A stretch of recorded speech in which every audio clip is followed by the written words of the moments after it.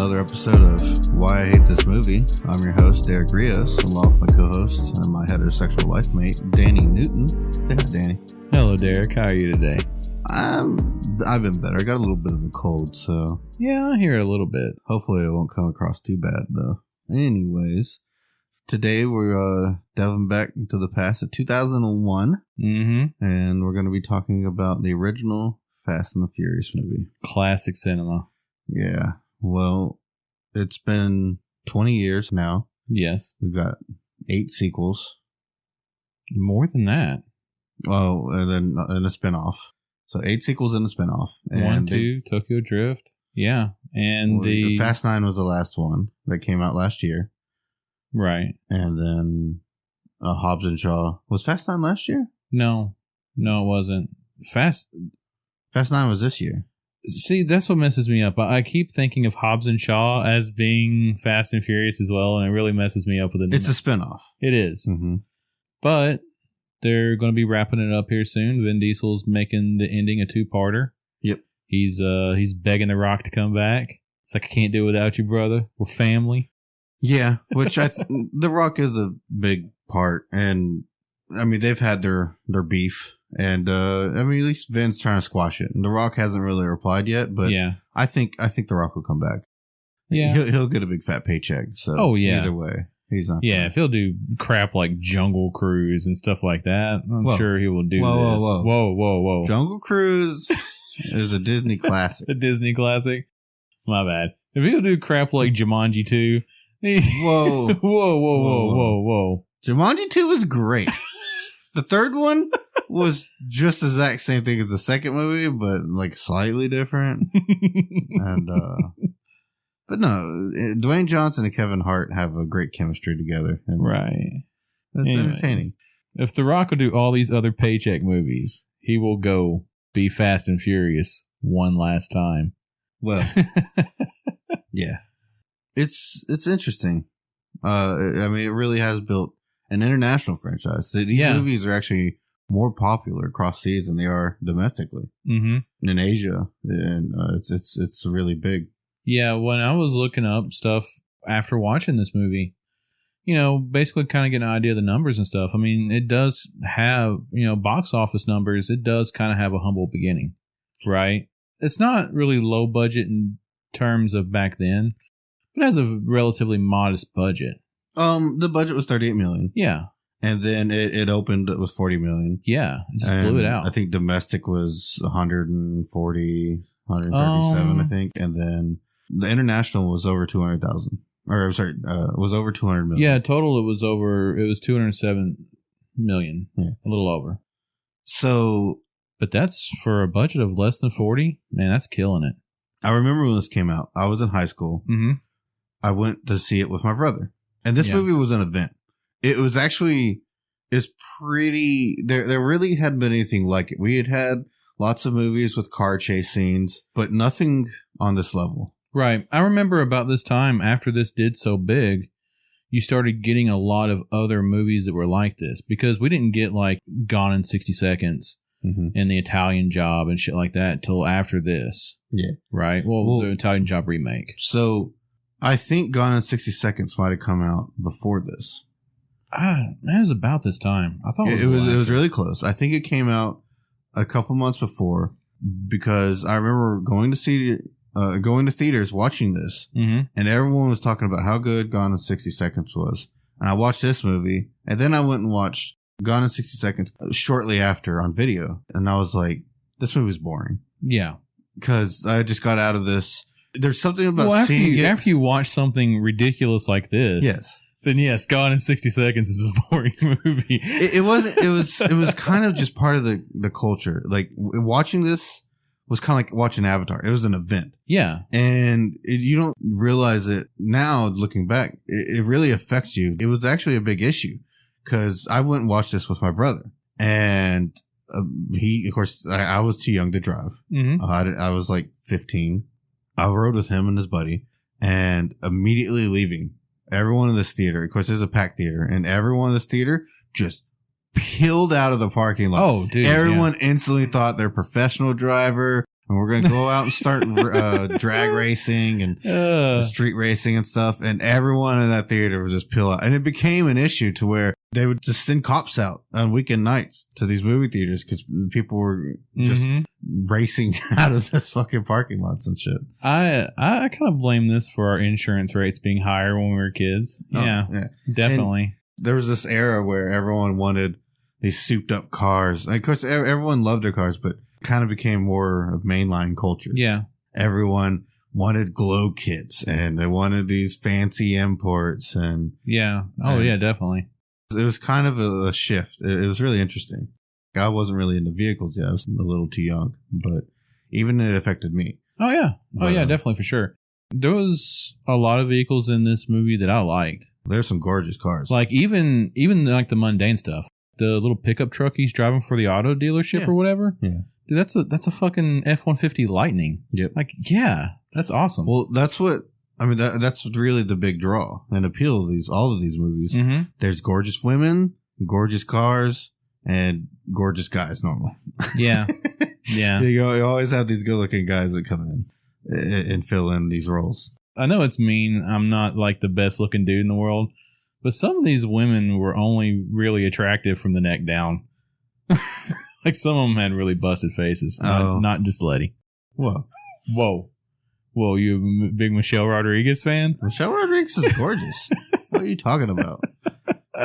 You need to lower your standards, sir. Oh, I'm sorry. You're crazy. I'm sorry. No, she's gorgeous. Because she can have a grumpy face. When I first saw her in this movie, her face looked almost swole. She was shot up with Botox or something. This was really early in her career. She's very young. Oh yeah, they all are, dude. They're all babies. Well, I think Vin Diesel's like 40 or something. He looks. I think he's in his 30s already. Vin Diesel's probably the oldest guy in this movie for sure. Yeah.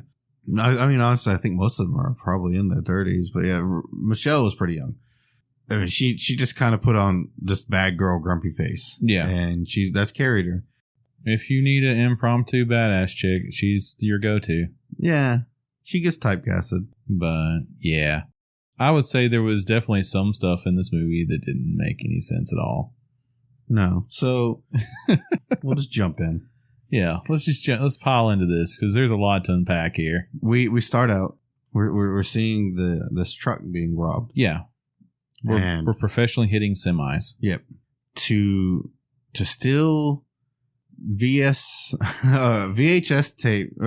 It was VHS TV combos. It was a VCR TV combo. VCR TV combos. And when it shows the back of the truck, you have like the TV combo sitting there. Yeah. And then just wall-to-wall stacks. I had to instantly pause this movie. Yep. And look up Panasonic because I could not remember the last time I actually saw a physical Panasonic TV. Oh, I've seen them. I mean, they still sell them. They don't sell them in America anymore at all. Really? Really? God, has it been that long? Yeah, it's been that long, dude. Okay.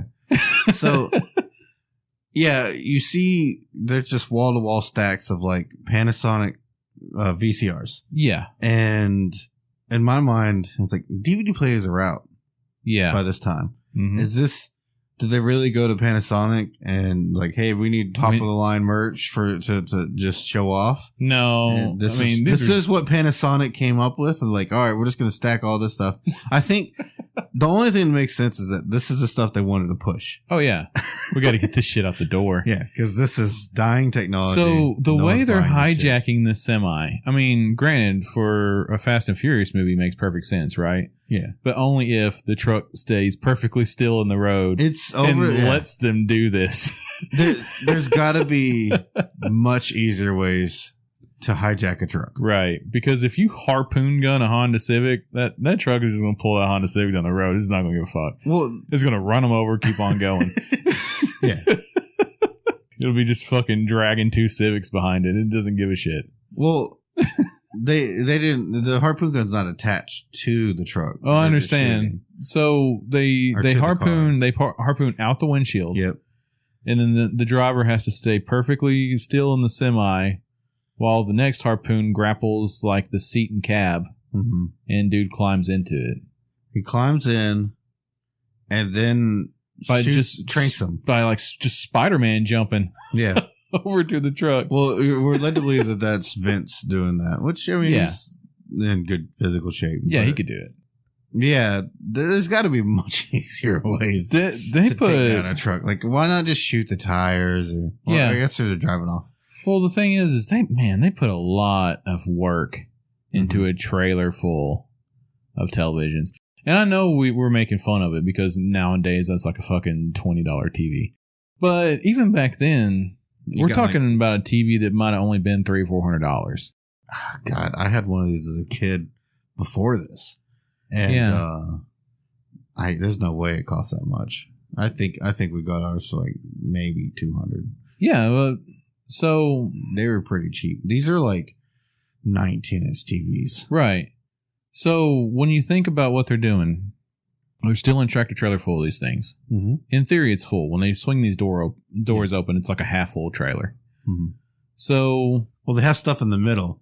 Instead of like everything in that truck would be stacked on pallets. They wouldn't have merch laying around the floor. I put a pen and paper to this. All right.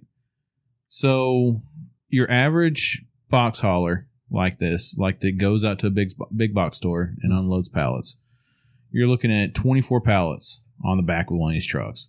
I paused the video and I actually counted the number of boxes that was on the one pallet you see back there, where you can clearly count the stack of boxes. Mm-hmm.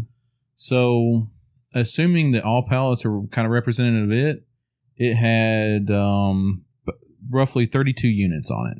Okay? Mm-hmm. So, 24 pallets, 32 units. If you're fencing these on the black market, you're not getting retail price. So, at best, you're getting about $250, $300 a piece.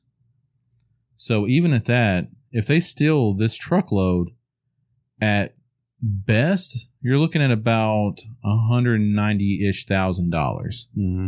At worst, you're looking at less than $100,000 of product that you still have to get rid of. It's just, it's just sitting around. Mm-hmm. This isn't very inconspicuous. You know what I mean? The logistics of moving these goods afterwards are, it seems very difficult. This isn't stuff that you could just take and like, I want to exchange this at Walmart. Right. There is not enough pawn shop fences in the world to get rid of this fucking tractor trailer of TVs. Not only are we doing this, we have dumped money into vehicles, equipment, and manpower. Yeah. To pull this off. Well, it's a 5-man crew. Right. What would you say they probably put into each one of those Civics? Matching Civics, by the way. I mean, probably 25. Probably about 25 a piece, you would say? Yeah, I'd say about 25 a piece. So we're at about $80,000 worth of cars. Mm-hmm. So let's say we knock over the first truck and we get a solid $100,000 out of it. You got 5 people splitting $20,000. Mm-hmm. That's not really worth it, man. We don't know what's in all these trucks. Right. But if it's all electronic merch, you got to think that this probably isn't worth it. Right. And they hit 3 of these trucks over the course of the movie. Yeah. So even if they make their money back on the first one, they break even on the first one, you're still only making like $200,000 over the course of the movie. Mm-hmm. Their lifestyles have got to be above that. I mean, you think they would just make money racing. Yeah. But they only race for like $2,000 at a time, pretty much. Right. And everybody and their brother has a $2,000 roll of cash just in their pocket. That was common. All times. I had a $2,000 roll around. Oh, dude, yeah. Every time I go out on the road, naturally, because of inflation, we carry more than that now. Yeah, it's $5,000 now. Yeah. But yeah, back then, just, you used to carry a wad that'd choke a horse to death, right? Yeah. Like, it's comical the amount of money people just carry in their pocket. I guess not everybody had, like, debit cards and shit back then, right? You had a cash transaction, all your illegal activities. There was no Cash App, right? Yeah, I think having cash in your pocket was a little more prevalent back then. Yes, for sure. Okay, so, the other question I had with this scene was, they're stealing stuff in these cars. Why add underglow to these vehicles? Because, I mean, you want to look stylish while you're breaking the law. I understand, like, the black tints and everything, and, solid black. Right. The underglow does not make sense. You would, for blacked out vehicles like this, you would want as few lights as possible, right? Mm-hmm. Ideally, you'd want to be able to just have a toggle switch in your car that would kill all your taillights and everything. So if you were getting chased at night by the cops, you could just turn off and kill all your lights. Because you're black, everything else is black, you're more likely to get lost. Mm-hmm. They're more likely to lose you. Yeah, the underglow doesn't make sense. Yeah. It is for style. But you know what? It looks good. I like the black with green. Yeah. I mean, it looks good, but this semi would just run over these fucking Civics and not care. Oh, it also, you get where they go underneath. They go underneath the trailer truck.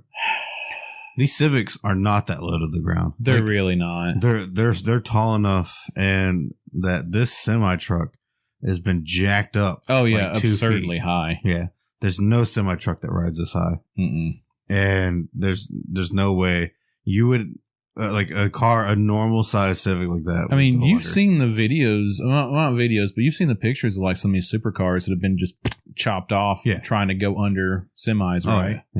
Yeah, it's ridiculous. You'd have to have something really small and low to the ground, like even like a Vet. You just couldn't do it. Yeah, not happening. It's silly. Not fucking happening. So then we cut to the Torettos and Mia working at their.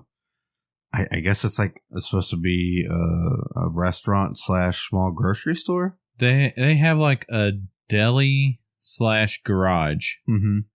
This kind of reminds me of like some places we have around here. It's like that one place in town, a Mexican grocery / restaurant, right? Yeah. But it doesn't have a fucking garage out back. Right? It's a really interesting combo. Mm-hmm. And you see Paul Walker. Yeah. Ordering, just flirting with her, ordering a tuna. Yes. A tuna sandwich. Yeah. And of course, Mia's just like, it sucks. Everything here sucks. Everything here sucks. We're criminals. This isn't about the food. Everything here sucks. You're not really, like, she works this job probably every day. You're not really like putting a high praise on your food. Like, this is not very good restaurant business. No. So in this first scene, the crew rolls up, and Vince is instantly upset because he's had this hard on for Mia. Yes. No telling how long, since they were kids. And Brian's in there flirting with her, so he just instantly alpha males Brian. And this is a PG-13 movie, and they drop that hard F. Yes. They just come flat out and just calls him a faggot. Mm-hmm. I guess I don't think you can do that in the PG-13 movie anymore. Oh, God, no. Yeah, there's no way. No. The only F-bomb you can drop in a PG-13 movie these days is fuck. Yep. That's it. You only get one, but you still get that one. Make the most of it. This originally came out as R. The first rating it got was R. Oh. Because apparently the last scene, Vince's arm gets tangled in a wire. And it was supposed to be kind of gory. So they lessened that and removed some of that. Oh, okay. It did kind of feel like it did kind of feel like his arm was supposed to get ripped off. Yeah. There was almost an F-bomb, but I don't think there was any F-bombs.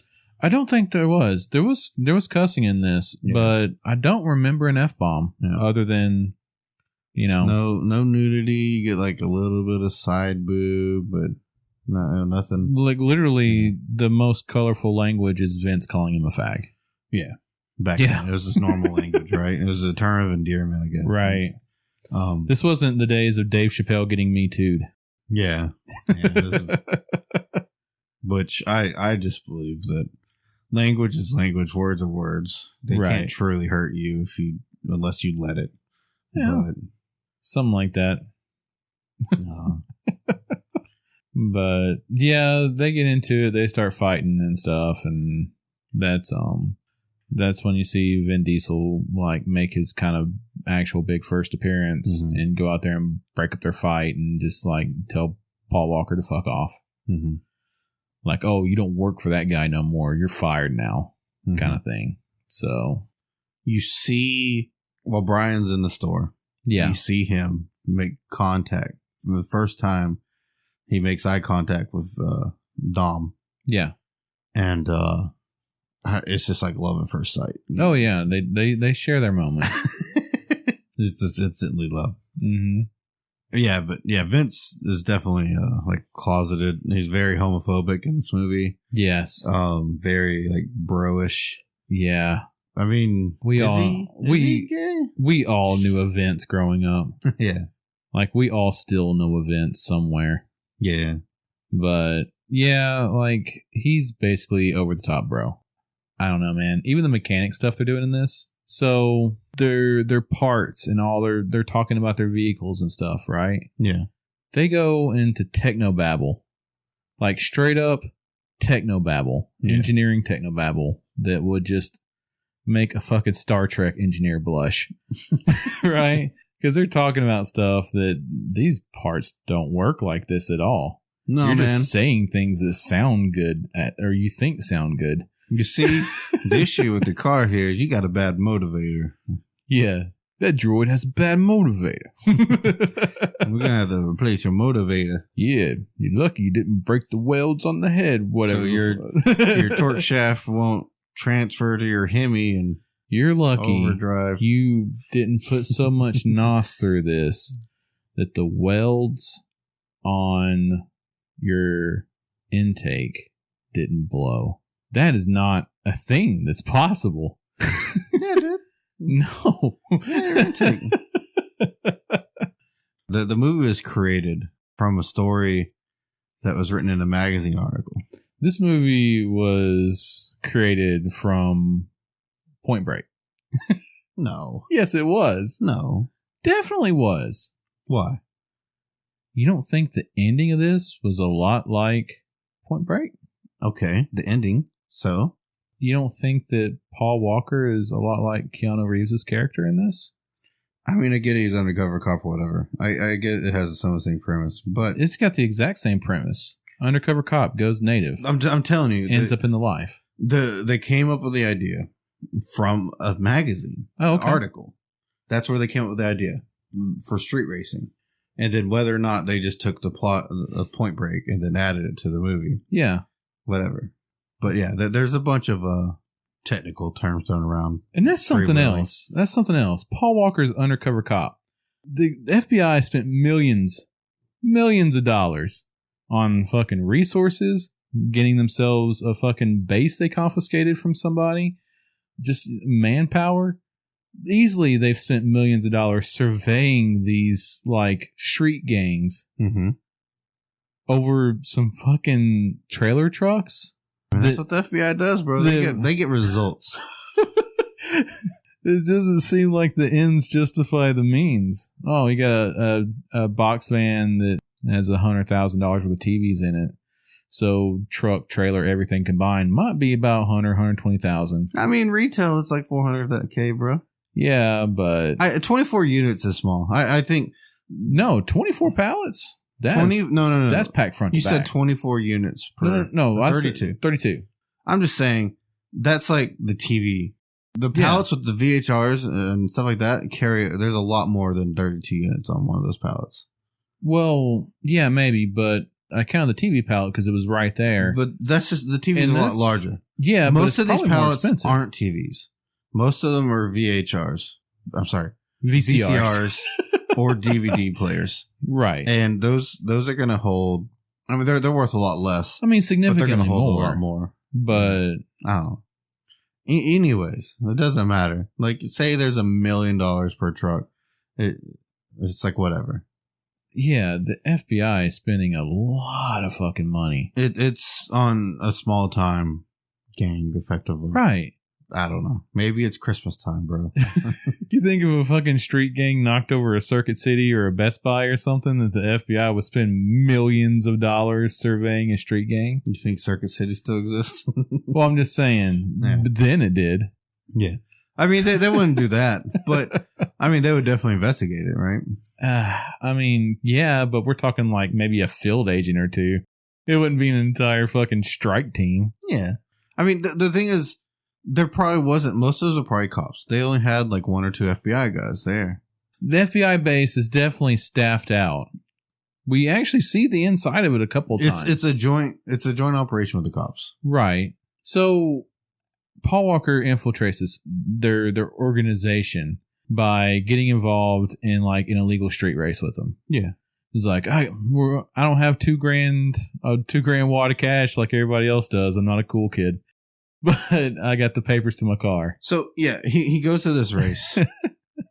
We get the first car club scene, which every movie has one of these. Yes. Now. And it's got all the gangs, right? You got everyone's segregated. Right. You got the black gang. You got the Japanese gang. Mm-hmm. You got the Mexican gang. Yeah. And you got whatever the fucking Torettos are. I think they are a Mexican gang. But anyway. You think they're a Mexican gang too? They got Mexican. White boys in it. Yeah, they do. He's just the cool guys. They're the bros. They're the Italians. They're Italians. Yeah, you're right. They're the cool kids. Is Vin Diesel Italian? He's definitely not Hispanic, is he? I don't know, man. I think he might be half. Okay. Or something. But he does a lot of Spanish influence stuff. He does. So yeah, I guess he's just vague-ish I nationality. I don't know what a diesel relates to nationality. But yes, you have all the stereotypical racist gangs. Mm-hmm. So Brian comes in. They're racing for 2K. Right. And Brian comes in and he's like, I guess, just to get into the race, he throws an absurd gesture of, I'm going to throw in my pinks. Yeah. And he's racing his pinks, which is, the pink slip is the title to your car. Yeah. And he's racing the title to his vehicle versus $6,000. Yeah. The $2,000 from each of these people. Well, he values the respect. The respect is worth more than $6,000. Oh yeah, it's not. No, it's not. He's literally throwing. They said it's an $80,000 vehicle that he's got into this vehicle. He's throwing $80,000 away of taxpayer money. Street thugs. I don't think they would greenlight this. No, he's not doing his job very well. No, he's a terrible agent. Which we find out in the end. Yeah, he was just bad all along. Yeah. He got through the academy somehow. Yeah, somehow. With his good looks, I guess. Yep. This first race scene, there's a first quarter mile. It's just a drag strip race. It's a drag strip, but they're going down the main street. They got the roads blocked off, and they got a guy on radio scanner. Right. It's supposed to be a quarter mile, but it's like a 2.5, 3 minute scene. That is a long quarter mile. Which, I mean, the whole scene is over 10 seconds. Mm-hmm. And the way they shoot it is you go through each person, and it's really over exaggerated, but it was an interesting shot. And it's a lot of CGI. It is so shaky too. Yeah. Oh my goodness. That is the one thing that hit me about this movie. I was just like, please fucking just hold the camera still a little bit in most of these scenes. Oh, it was a lot of the stuff was shaky to the point it was making me sick. It didn't really bother me. That's just kind of like the action movies back then. Yeah. Were all kind of like this. But shaky cam and jump cuts. Yeah. Yeah. This one wasn't over the top bad though. It wasn't as bad as some of the other ones. Like Taken. Yeah, this wasn't Taken 3 level jump cuts. there's not a single scene of that movie that's over 8 seconds. No. Oh man. I don't know, like all the cars on their little drag strip look cool and stuff like that, and it is what it is. I mean, it's Fast and Furious. This movie's not Shakespeare.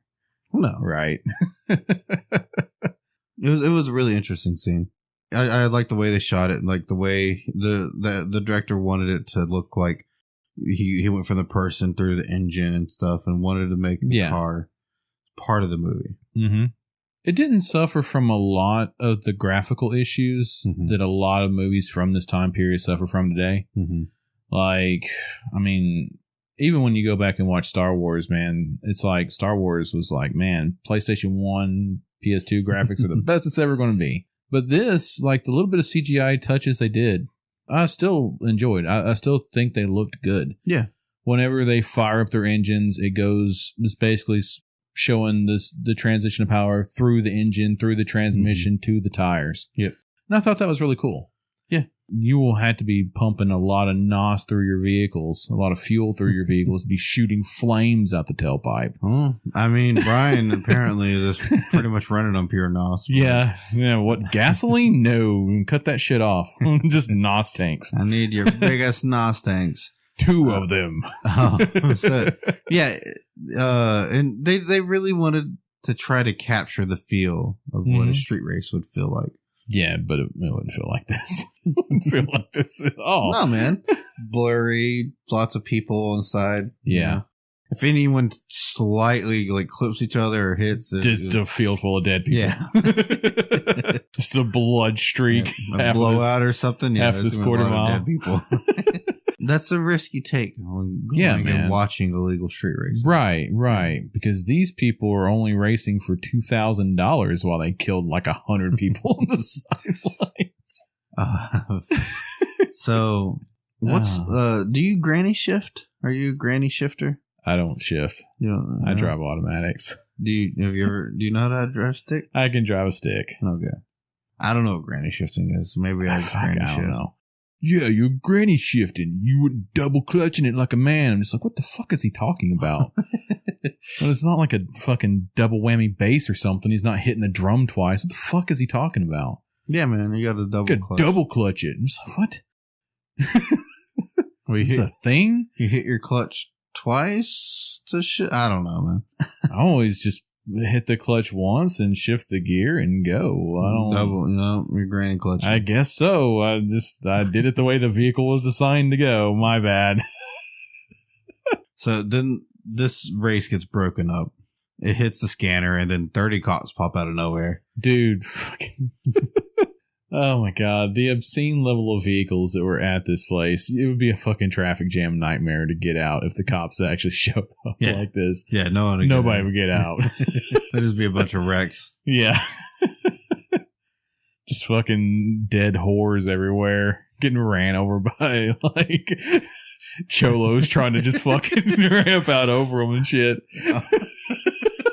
So when they made this movie, the directors actually went and they would go to these illegal races and check it out and get a feel for what it was like. Yeah. There's no scene like that around here where I live. So I never really experienced anything like that. I mean, you live on the fucking drag strip over here. There's a few other roads where we used to drag strip as a child. That's where we always gunned our vehicles through. There's too many twists and turns. Like this straightaway here, it's okay. There's some other spots where there's just too much traffic through here normally. There's a couple of spots we used to go and drag over in West Limestone and stuff. I tell you, this little stretch of road out here is the first place I ever got my vehicle up over 100 miles an hour. We had a guy. It was the kid I went to high school with. His brother, he was doing 110. Yeah. Down my road here. And hit a deer. Oh, God. Yeah. He hit a deer. And luckily, he was alone. But it hit on the passenger side. And it hit the frame where the window, in between the window. And it cut the deer in half. Oh, my God. I don't remember this at all. Yeah. And it was like a Mustang. Jesus. The backside of the deer, there was just 100 yards. Of just gore. Just blood and intestines and gore. And then you see the back half of the deer and no front half. The front half was in his back seat of his car. Holy shit.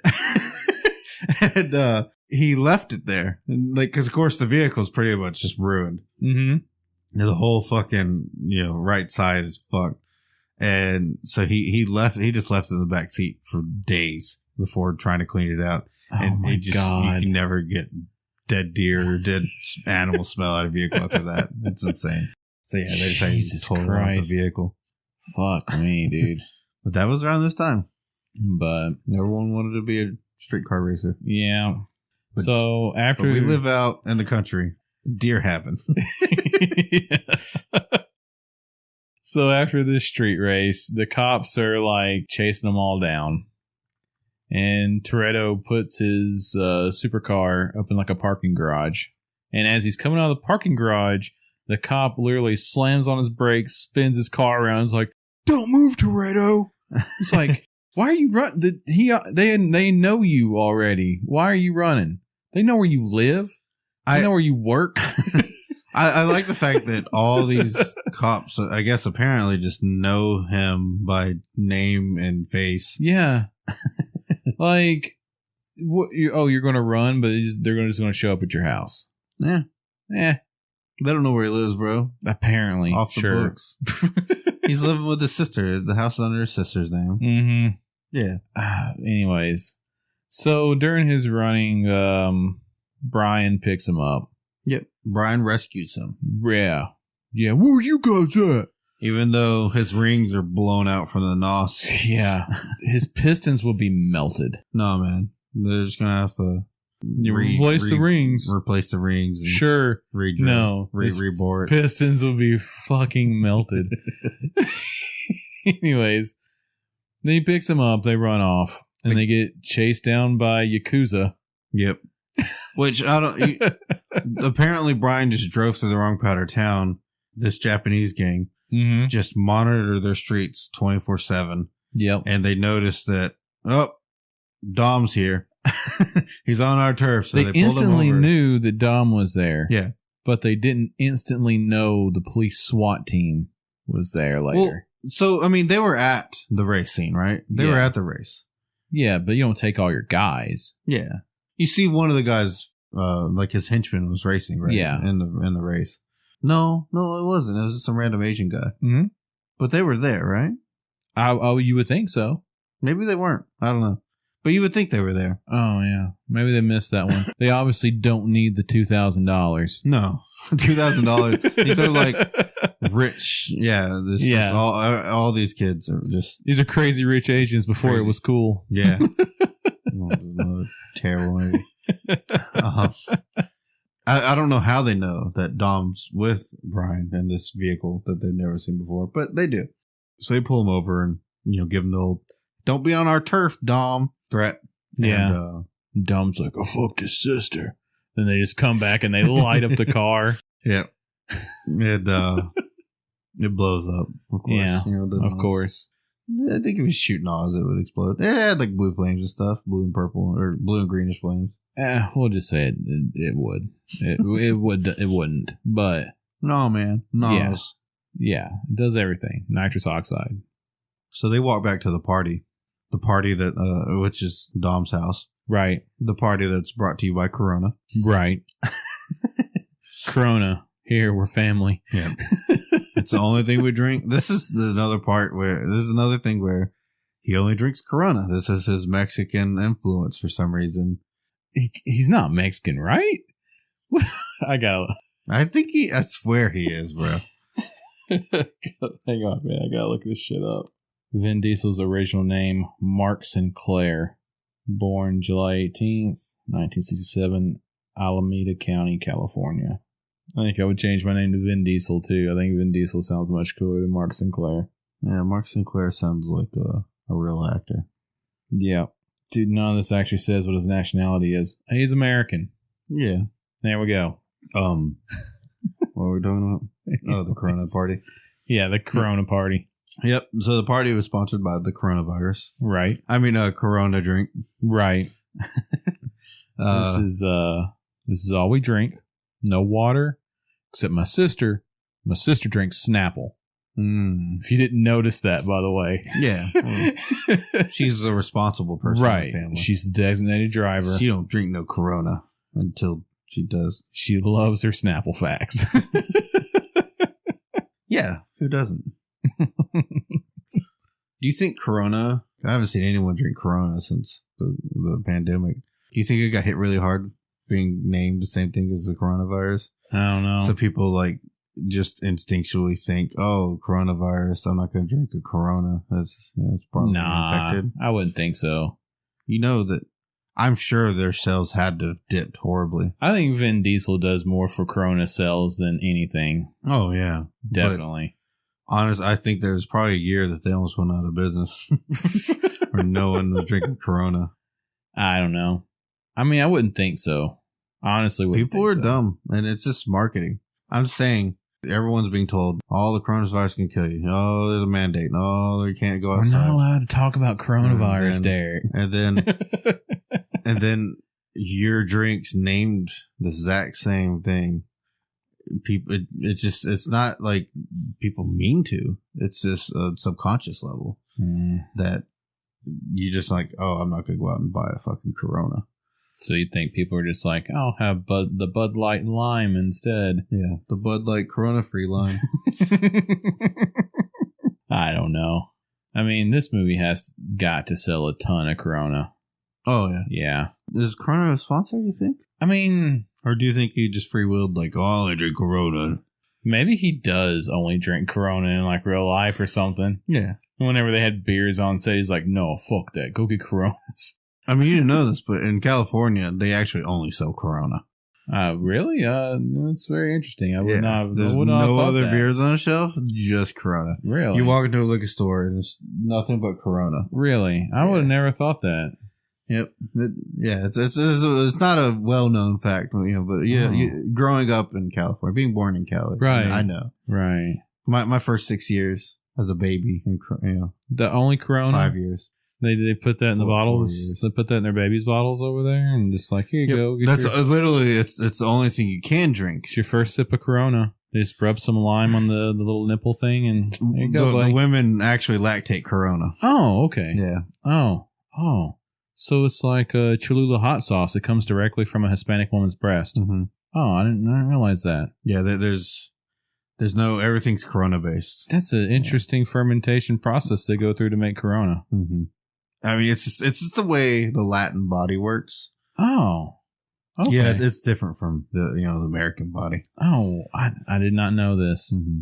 I'm glad I have you here to teach me these things. You're welcome. Yeah, that's why I'm half Mexican. I know these things. Oh, okay. Yeah. Oh, do you lactate hot sauce and Corona? Only on half of my body. Oh, it's like one. Well, I mean, but you're also half white, so does one side like lactate Corona and the other side lactate, I don't know, mac and cheese? But I know you never really been around a female of your species, but men don't normally lactate. Yeah, but you're special. You're special. You're the unicorn. I'm not that special. Anyways. They kind of shit on Vince at this party. Actually, you know what you just said makes perfect sense. Because later on in this movie, when Dominic and Letty have their sex scene, he wasn't like, getting a face full of her boobs. He was getting a sip of Corona. Mm-hmm. Yeah, he was just a little thirsty. Oh, shit. Yeah. He was out. It makes so much sense now. Mm-hmm. Yeah, you're right. Continue. I'm sorry. Okay. I've been wrong all these years. Go on. You open this Pandora's box. Oh, I'm done. I explained everything. It's fine. Okay. As long as you're done with your racism. Our babies are born in eggs.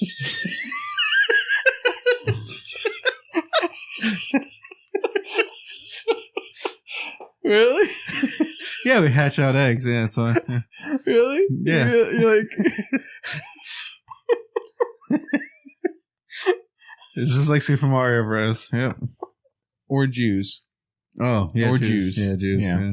We didn't talk about how the Mushroom Kingdom could have just been filled with Jews.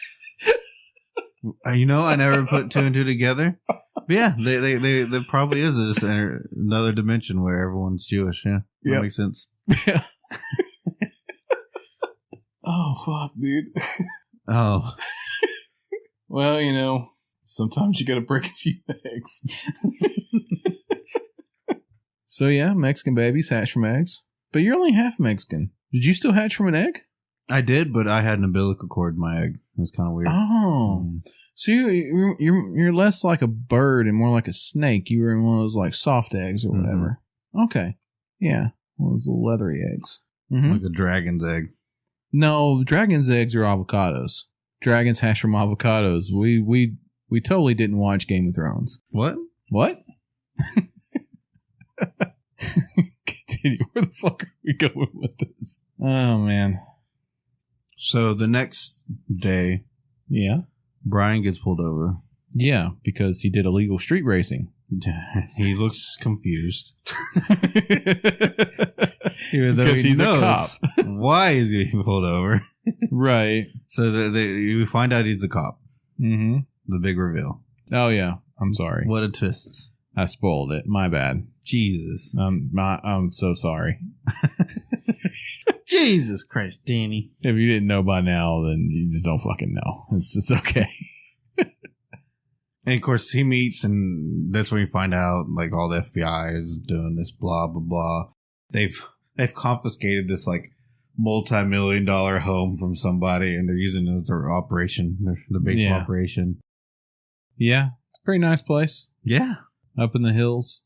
One of the things he mentions as he's leaving, one of the cops comes out and talks to him, and he mentions that, like, oh, Harry's been cooperating, and Harry is the guy he's working for. Yeah. At who runs a part shop. Right. And that everyone around there shops at, apparently. Yeah. It's the only AutoZone in the area. Right. I mean, the internet didn't exist back then. So yeah, all the kids buy their parts from this shop.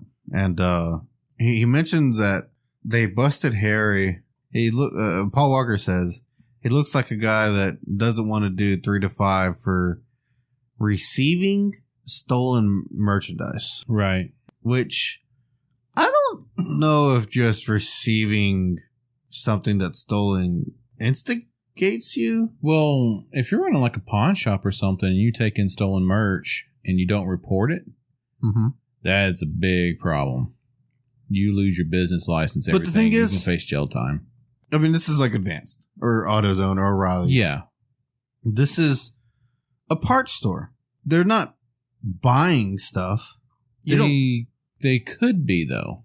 I mean, I've never gone to one of these and be like, hey, man, I want to trade in my fucking engine. Yeah, but we also don't buy engines, do we? No. Let's say you want an import motor or something like that. Mm-hmm. Something you had to buy from Japan or something. You might buy it from a chop shop, give you a better price, right? Yeah.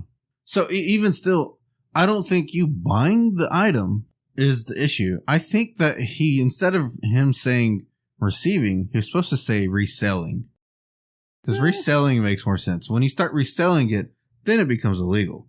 Yeah. Because you buying it, you're probably not going to know that it's stolen. Even in possession of stolen merchandise is a crime. Not if you don't know it's stolen. Ignorance is no excuse. What? I'm serious. If you're in possession of stolen merchandise, you could still be charged with a crime. That's bullshit. I mean, I didn't say it's not bullshit. I can't help the guy gave me a good deal. I didn't know this TV was from KFC. Oh, I didn't know that crackhead stole it from KFC. Man, this is a $50 flat screen. How am I supposed to say no to that? It's like 80-inch. He's basically working for Harry because he's trying to avoid jail time for fencing stolen goods. I guess that's kind of his door in to try to get around these gangs. But then Paul has to infiltrate these gangs on his own. He just happens to pick Toretto's gang first. He was obviously focusing on Toretto's gang. Yeah. Because they're the American gang. They're not the Mexican gang. I mean, honestly, that's true. He wouldn't be able to get into the Mexican gang or the black gang or the Asian gang. Hey, he would fit good to the black gang. We got to have a white guy around and talk to the cops when they show up. Yeah, we got to have a cop to talk to the cops. But he thinks that Dom is the center of this world. Yeah. And he thinks that he knows, even if he's not a part of it, which he thinks he's not. He's definitely going to know who he is. Yeah, he'd have a good idea of who's doing this stuff. Right. He goes around and starts scoping out the competition. He's doing police work. He's investigating, right? Yeah. But then he gets caught and he plays it off like, oh, I'm just, he has a scene where he's explaining to Dom, and I always hated this scene. It's really awkward. He's really out of breath for no reason. Yeah. Because he gets knocked out and dragged over, and then all of a sudden he's just out of breath. When Vince knocks him out. Yeah. Yeah. Vince is like, he's a fucking cop, Dom. And Vince, he's a 100% cop. Right. This whole movie has been spot on. It's like, don't trust this fucking guy. He shouldn't. And Vince just gets shit on the whole movie. And I mean, I get it, he's alpha macho bro and homophobic. But he was right. He was right. And, but they still just kind of treat him like garbage. Mm-hmm. So he's scoping out the Mexican gang, which across the street from their garage Right. Is because the Mexican gang literally comes in and orders 3 of everything. Yeah. Because they're making triplicate Honda Civics. Mm-hmm. And hey, guess what we're looking for? Like triplicate Honda Civics. Yep. Right? But he's ordering engines, right? Yeah. Yeah, he ordered engines. Yeah. I think he ordered the engines so that the parts store will be sold out of engines because it's the only parts store in 3 states. Yeah. Right? It's the only AutoZone in 3 states. Yeah. And we need to buy up all of these fucking import motors Before right race now. wars. But before race wars, before this other race gets them. But the thing is, these are already operating running vehicles. You wouldn't just buy new engines. I mean, why not? You're not upgrading your theft cars. You're not going to like paint them and then start drag racing with them. Right. But, they could if they wanted to. Maybe they're adding more cars so they could do more heists. Yeah. Oh, we also... Has Paul Walker... No, he hasn't started building the Supra yet. No. They start building the Supra after this. Yeah. Actually, they actually did start because you see he pulls up with the engine. Yeah. I owed you a 10-second car. And yeah, he pulls up with this wrecked engine. Or wrecked vehicle with a good engine. Mm-hmm. You see the Jesse, who's this boy genius. He's got 88 ADD or some crap, and actually, you know what? He's working on CAD. Does Jesse have the F-bomb? No, he said I shit. thought he did. Oh, he okay, or some shit like that. Yeah. But he God, Jesse, he looks so young. This guy looks so young. They have this like CAD program. Where it's just showing like the diagram of the Supra. They load this thing up off of a fucking floppy. Yeah, it loads off of a floppy disk, and they're just like scrolling through pictures. That's all it is. Yeah. And Brian's like, man, you should be like in school or something. You should be in MIT. And Jesse's like, I can't do it. I'm a retard. I'm good at like math and science, but I don't get anything else. He's a Rain Man. He's good at math. But did you catch the name of the Mexican gang's hangout? It was something Negro. What? What did you say?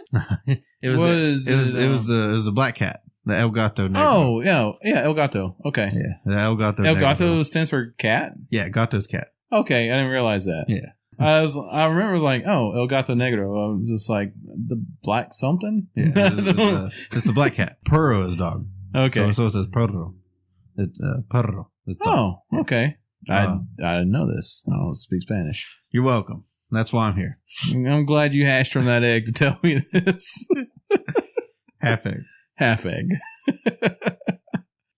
But I'm really surprised that they didn't make the Hispanic gang the bad guy gang or the black gang the bad guy gang. After the first race, the black gang's out of it completely. Mm-hmm. You never see them again. Well, they had Ja Rule as their leader, I guess, or whatever. He's the one racing. I mean, he got to do a cameo because he did the closing track. Yeah. I don't think Ja Rule ever came back in any of these movies. What?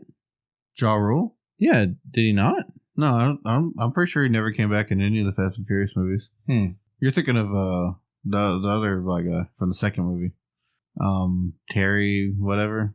I guess I am. Mm-hmm. What, Daddy? You know, I thought it. They all look the same, you fucking racist pig. At least my racism made us laugh. I mean, so they sneak into Johnny Tran's shop. Yeah, and Johnny Tran's the leader of the Yakuza gang. Or, yeah, I don't. It doesn't say Yakuza. They're just an Asian street gang, but they're pretty much Yakuza. They carry Uzis instead of swords. They're still Yakuza. Oh yeah, they drive around on crotch rockets with Uzis. They bring in this guy who's the O'Reilly's part guy. Yeah. It just, why don't our vehicles have engines? And like, so like this guy sold them vehicles without engines so he could scalp the engines for higher price. And my god, they make him drink motor oil. Yeah, they oil them, which that can't be good for your health. No. Oh my god! But yeah, they brutalized the O'Reilly's counter clerk, and I don't know. You should probably just work at AutoZone instead. I think that's really what I pulled out of this movie, right? Yeah, if you work at O'Reilly's, you might get oil shoved down your throat. But yeah, he beats him until he's like, "Oh, the motor's in the warehouse," because of course they're going to be in a warehouse somewhere. He's like, "Good. Now blow me," and he kicks him in the face. But Brian sees some like Panasonic equipment because everyone only owns Panasonic, right? TVs and stuff. Which you see, like, the Panasonic stuff is so out of date, even for the time, even for this time. Like Brian literally has a digital LED screen that pops out of his vehicle, and then he has a laptop, right? And that's what tech he's using. And but then for some reason they're just Panasonic. I think what happened is they just like, hey, Panasonic, you want to give us some merch and we'll throw it around, and you pay us money for advertising. And they gave them their leftover shit that they in some warehouse that they couldn't get rid of. I did notice that too, because literally he had the laptop set up in his passenger seat to tune his stages on the fly. Yeah. There's nothing. There's nothing. There's nothing. Even when it was like, hey man, you should probably turn this off. The engine's about to explode. He just closes the laptop. Nah, fuck that. This laptop doesn't know. I know that I can push my vehicle further. This is Star Trek tech that just popped up in this car. Because everything else is from the fucking 80s. Right. We have a fucking laptop and shit over here, but we're loading all our CAD programs from floppies. Maybe they just bought a few pallets of leftover Panasonic shit. Oh my god. The Panasonic shit's got to be empty boxes, right? Oh, 100%. Yeah. They would just give them these valuable VCRs and TV combos. I mean, maybe a Circuit City did close down and they're just like, we got a trailer load of this shit. You want to just take pictures of it? Is that what you want to do? For some reason, we had a store sale and everything sold out except for the Panasonic stuff. No one will buy this shit. $50 you have the whole truck. Oh my god. Fucking me. This movie's bad. No. This movie's really bad. This movie is a staple in street racing history. Yeah, but it doesn't make it not shit. This was the most tame Fast and Furious movie. This is the most grounded Fast and Furious movie I've ever watched. So the next few are not very good. Even though I hear people talk about Tokyo Drift like it's a masterpiece movie. It's crazy. I like Tokyo Drift. I like the setting, but I know it's not a good movie. It's pretty awful when they break it down. But people love that movie. But the second and fourth movie of the series are just garbage. So yeah, Brian's just like, oh, it's the Asians doing it. So they swat the Asians. Yeah. And it wasn't the Asians. Because of course it's Toretto and his gang. And then we go off to Race Wars. Where all the races get together and fight each other for superiority on the track. And that's when Jesse loses his car to Yakuza guy. Johnny Tran. Yeah. Literally just so bad. Yeah, of course, he loses and he drives off, and then Tran like confronts Dom. And it's like, hey man, first of all, where's he going? And he's like, oh, he's just gonna go give a car wash, and then he calls Dom a narc, which just sets him off. Yeah. And he just starts beating the shit out of him. And of course it takes like 3 guards to pull him off of him. Yeah. The Race Wars is cool. Because they actually set up all these actual people, brought their cars to this. There was like 1,500 actual cars to this event. I understand. Like, I feel like they should have spent more time in this movie with that. It was very brief. And you had this scene, and you had like the 2 races or whatever. Right. You had Letty's race. You had Jesse's race. That was it. Yeah. Yeah. And then you have the fight, and then it shows them arguing at night, and then they go off and do the heist. Right. Which is like the big $1.5 million heist, which is So this truck probably has like Sony equipment on it. Oh right? my God. Holy shit. Probably like Sony DVD players or Blu-ray players. No, it wouldn't been Blu-ray yet. Oh shit. I'm surprised it didn't have fucking Panasonic laser discs on it. Yeah. 3.5-inch floppies. 5 1/4 floppies you can just beat people with. It's got fucking Betamax. We got some Betamax here. Oh man! All the children that listen. No, none of them gonna know. All the younger kids. These millennials don't know What any of those this shit is. dial-up modems? 64K modems? Man, I used to fucking have a blazing stack speed. of dial-up modems. Because lightning would run into my house so much and fry my dial-up modem all the time. I had to replace it once a year. Oh my God. But yeah, we do the whole race war thing, but we don't spend enough time with race war. We talk about race wars so fucking much in this movie. Oh yeah, we gotta get our cars ready to go out to race wars, and we gotta do this to get ready for race wars. And I'm gonna know if you're a solid guy when we get to race wars and you do solid stuff. Then I might let you in on this whole heist thing. Yeah, we've never even seen race. Yeah, we never even seen fucking race. Race wars was the chance for this movie to really shine big. I mean, then again, it's just drag racing. I mean, how interested really would that be? They could still do something.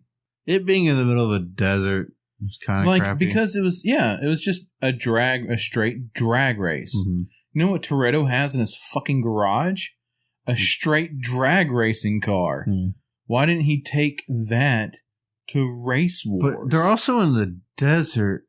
Most of these wheels aren't getting good traction. You'd have to... Yeah, those tires are going to grease, man. Yeah, you're going to have to get completely different wheel setups for this race. Yeah. It's kind of interesting that they would have at this location. That would have been such a better like storyline going on for Race Wars. Because, you know, Toretto goes on the whole talk about, you know, the car, this is what him and his dad built, and, you know, everything around that, which we come to find out was all a fucking lie and a fabrication, and none of the stuff happened with his dad because John Cena is his actual brother and killed his father. I mean, that doesn't mean that... I mean, that's what it's retconned into now, so... I'm just saying, they retconned, they added John Cena in there, but all this still happened. No. What? John Cena vandalized the car. I understand. Right. That was a race car, though. Right. They still could have built this together before this happened. I know what you're saying, but Toretto's dad didn't die the way he died. He still died in a car wreck and he got clipped. That's what he thought. He got clipped. But he was actually... we find out his brother sabotaged the vehicle. Yeah. But... it would have been... The guy still clipped him, though. It would have been such a good payoff to take that car to Race War and drag strip it against Yakuza guy that Paul Walker's just like, no, man, he's got like $100,000 in that car. You can't beat him. That would have been an excellent payoff. The little, like, Nissan. Yeah. I don't know. That was disappointing. Now, if you go out and start saying, hey, guys, I'm going to start a race war. In our generation. We had a guy that did that for like 4 years. It means a different thing now. You can't really go out and be like, hey, I was going to this race war and, why do you have your guns? I don't understand. Where's your vehicle? You have a truck. This is going to go very fast. Oh my goodness. But Race Wars was all built up and no payoff. So before the Race Wars, Dom and Brian are talking, and Dom gives this little speech. I think is contradicting to the rest of the series, to the rest of the movies. Yes. He says that I live my life a quarter mile at a time. Yes. Nothing else matters. In that quarter mile, that 10 seconds, I'm free. And I don't have to deal with any other bullshit like my it doesn't say family, but he says my crew, my team, and their shit, which is his family. So he's saying that quarter mile race is more important than anything else in his life. And it transforms into really the fifth movie is where this franchise really starts. Because the next three are just filler. They're just trying to cash grab and throw shit out there. None of it mattered. Right. But the fifth movie was where It really got over the top and entertaining, and it was great. And it was all about family. They made it all about your family, and it wasn't about racing, which they don't race anymore. Yeah, it wasn't about that quarter mile anymore. It's about taking cars and making them do stuff that you couldn't actually do with a vehicle. But so I don't know. You think that's his character transforming, or do you think that just you think his character evolved into just being based around, oh, my family is more important, or do you think he's just contradicting? I think it's just a contradiction. I think it's all bad writing. It's just bad writing. They retcon stuff all the time in these movies. Yeah. With his brother in the newest movie being John Cena, which Hans died like 5 times. Yeah. So after Race Wars, we go to the truck heist. Right. And we do this last truck heist in broad daylight. Well, it started at night, but by the time they catch up to the truck, it's daytime. Is it bad that I fucking loved this last truck heist? What about it? So, it's a good scene. You got hundreds of thousands of dollars worth of vehicles. Mm-hmm. You got the FBI spending millions of dollars trying to put a quash on this whole truck heisting thing. Yeah. And you know what stopped the truck heist? A shotgun. One dude with a shotgun. That's it. That's all it fucking took. Which I'm pretty sure most of these truckers will have shotguns way before this heist. Yeah, for sure. Oh, yeah. Like every trucker I know carries a gun on them. Mm-hmm. Maybe not a shotgun, but still something. Yeah. They're not going to let someone just harpoon their way into their truck. Yeah. You hold perfectly still while I put fucking harpoons in your truck. One guy with a shotgun put a stop to all this shit. So this scene it was actually filmed really cool. Vince and Brian are actually doing most of their own stunts. Brian did a lot of his own stunts. Yes. And they actually wire him up. Like he's on a harness, but they're going 80 down the highway. He's dangling off a vehicle. Dangling off this truck, trying to save him, which he hops on and saves Vince, his arm gets tangled up in the cord and he gets like shot in the side, pelted with a shotgun blast. It was all done really well. Excellent cell phone service, by the way. Yeah, for like 2001, holy shit. Stellar cell reception. Yeah, they're definitely not using some like shitty T-Mobile. There's no AT&T there either. This is Verizon. This is Verizon. Can you hear me now? Good. Send a medical chopper quick. Vince is dying. Brian blows his cover to save Vince. To call in a chopper. They take off and he follows them. They go back to Dom's house. God, this movie had too many endings. I guess. The semi-rig almost felt like an ending. Then maybe he could just come across them again later for that last little scene. But literally, we had the whole semi thing. That was an ending. Then we go back to Dom's place. Mm-hmm. And Dom is trying to cut out with his shotgun and just skip town. No, he's not. Well, that's the way it looks. That's the way it looks, but he's not skipping down. He says he's going to go try to find Jesse. He's got to find Jesse before the Asian gang finds him and kills him. Yeah. So that's, but it was Letty and the other guy.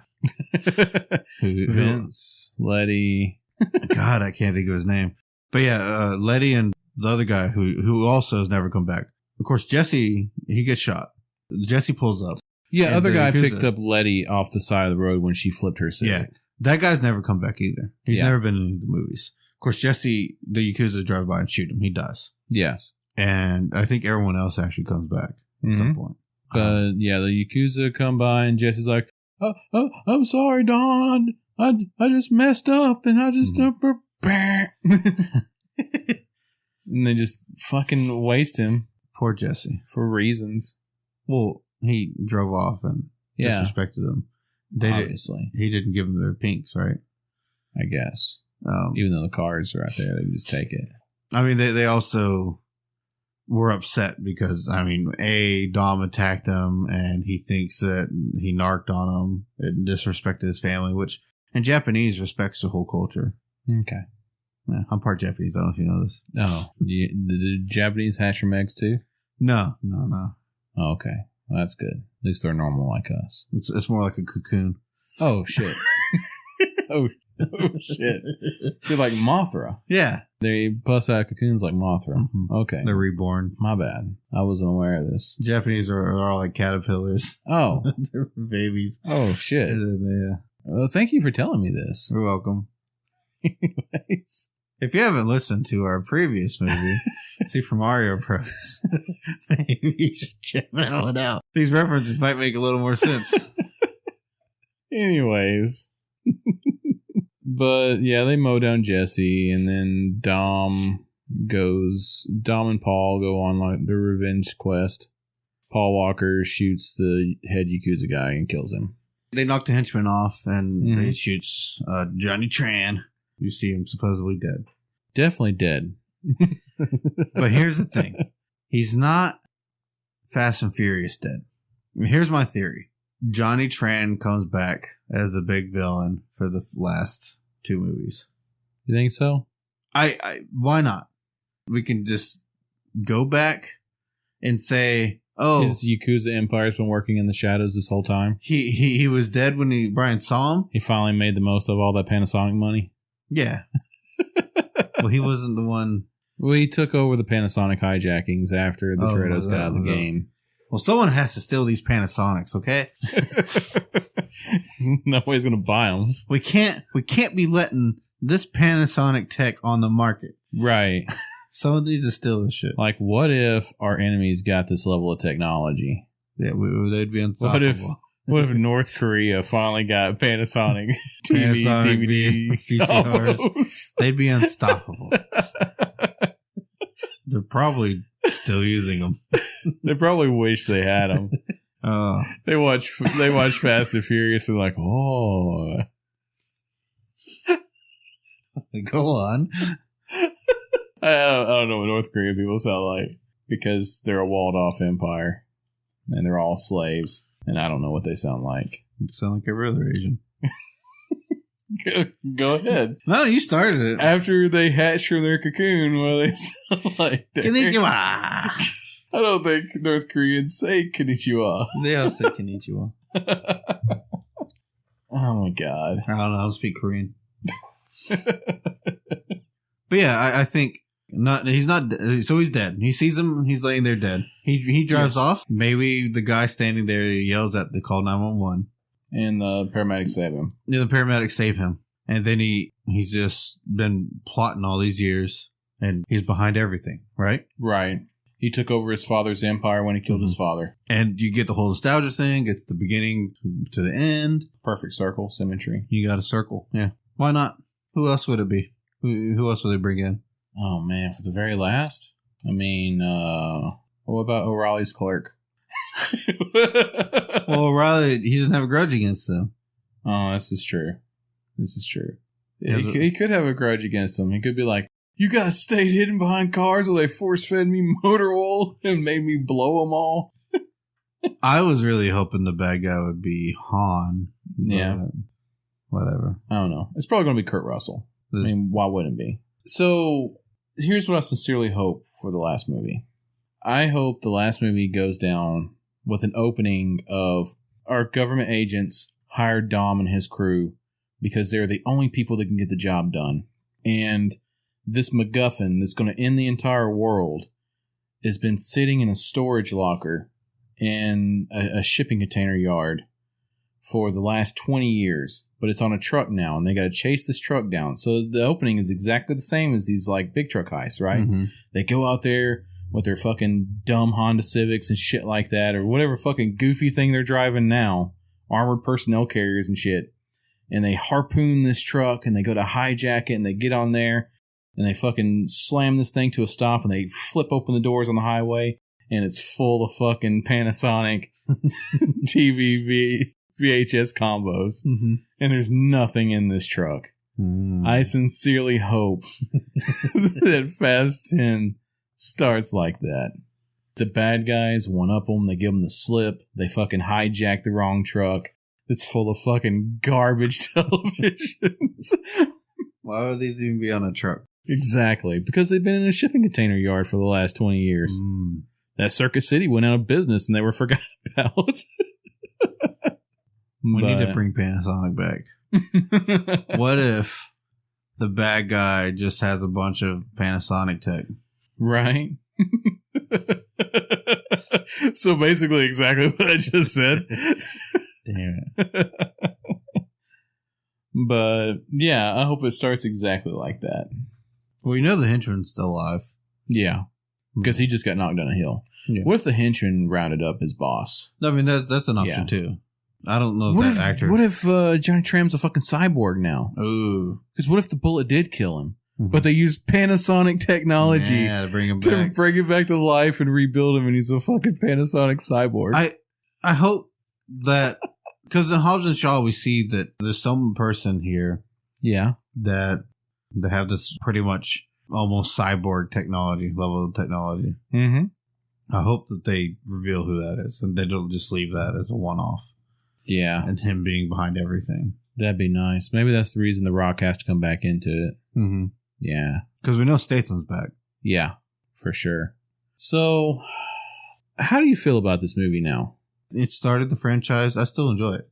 It's still entertaining. I didn't mind watching it. Isn't it kind of mind-blowing that this just sparked the juggernaut of a series that this has become? Yes and no. I mean, I would never have thought that it would have gotten this big, but the movies really got over the top, and it was entertaining. Like, yeah. Every time I go watch, it's off the wall, and I'm entertained.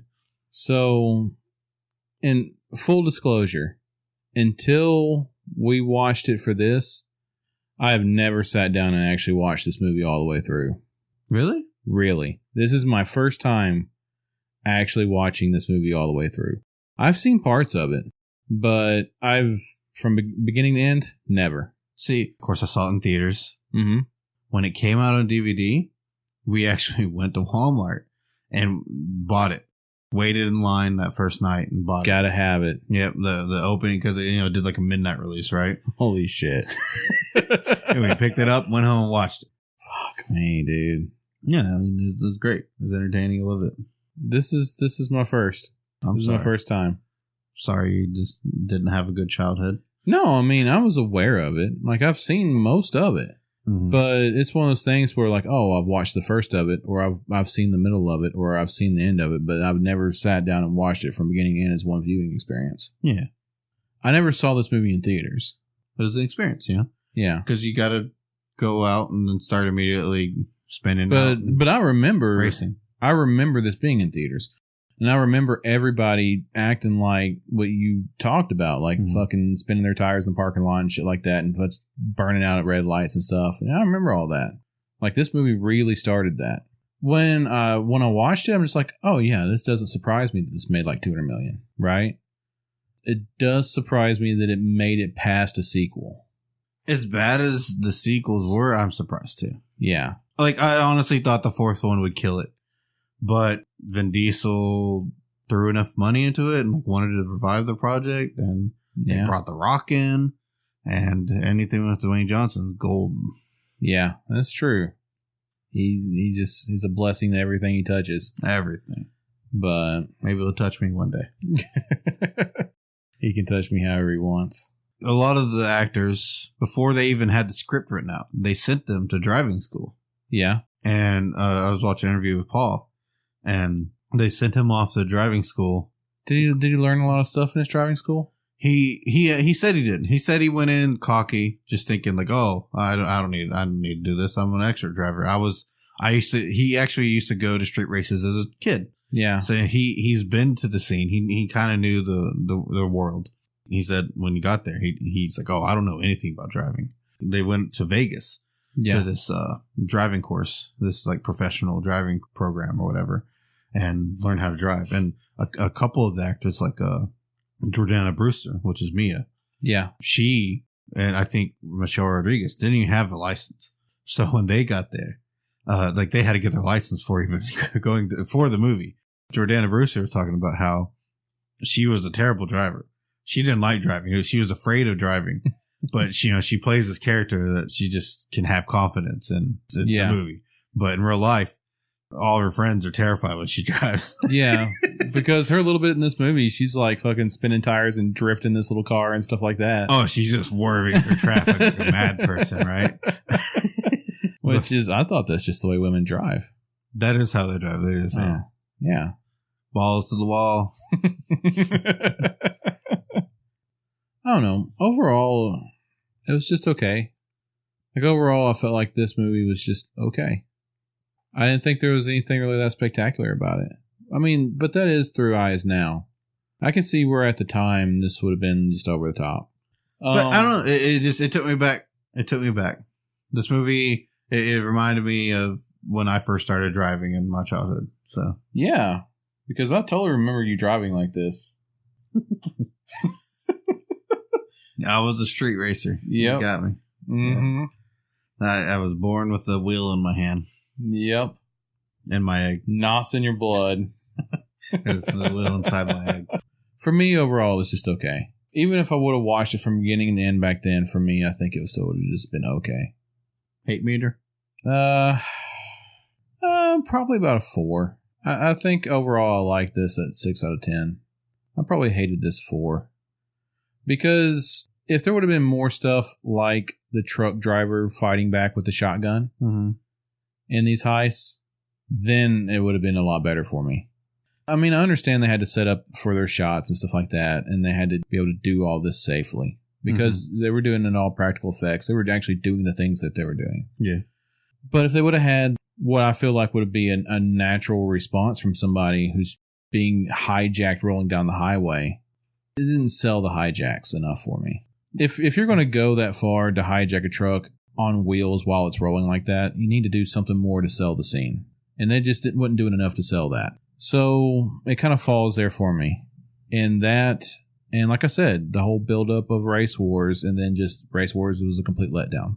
I have to give it a 2. I can't hate this movie. I enjoy it. There's some things I like about it, like this poor acting and stuff like that. Overall, it transfers me back, and this is the start of a great franchise. Oh, yeah. I mean, you can definitely tell where it's the start of a great franchise, yeah. It just doesn't go far enough. It didn't have to go Looney Tunes like, a fucking modern Fast and Furious movie. Yeah. But more stuff needed to be happening. I could agree with that. Yeah. But I mean, overall, I can recommend watching this. Yeah, check it out. If you never watched this before, it's definitely a staple. Yeah, definitely watch all the 10 movies. I mean, you can skip 2. I mean, honestly, 2 and 4 were the worst, but still watch them because they do involve characters that come back later and not really story plots come back later, but the fourth one with Letty dying is a big plot point. But I mean, yeah, you're right. Robo Letty come back, so anybody can come back. Yeah, I mean, everyone dies once, except Han's girlfriend. She didn't get to come back. Gail got up. Yeah, poor gal. She moved on to better things. Did she though? Yeah. Did she? Well, Wonder Woman. Well, yeah, she's Wonder Woman before 84. It was a really good thing. Yeah. Now it's not so much of a good thing. She's still gorgeous. Red Notice was good. I've not gotten a chance to watch it yet. It's decent. Honestly, the cast carries it, and it can't go wrong. Anyways, this has been another episode of Why I Hate This Movie. Thanks for joining us. Hit the like button, subscribe, and maybe leave a comment if you like what we're doing. Make sure you hit us up on the Facebook at Misfits of Cinema. Yep, we're the Misfits of Cinema podcast. Bye. See you later, guys.